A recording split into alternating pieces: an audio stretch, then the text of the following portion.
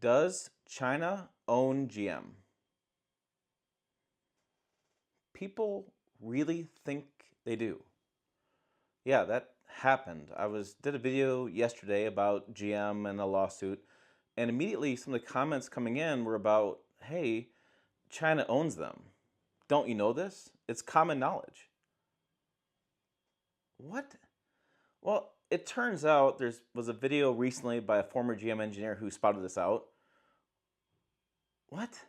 And then people have been talking about this. There actually was a video on YouTube I'll show you where this guy made a big video. A lot of people watched it and how GM got sold to China.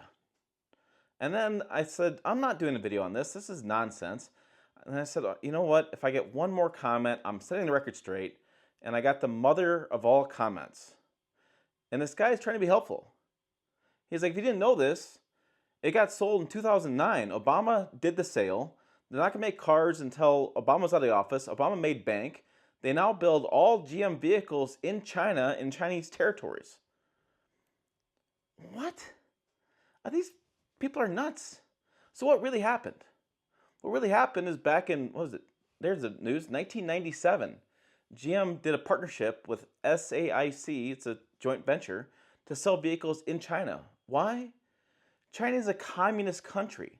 They have different laws, different culture, different communities, different things to sell vehicles over there. You need a partner. You know who also has a partner? Ford. Chrysler's got a partner over there. Companies have partners over in China. It's a whole different ballgame.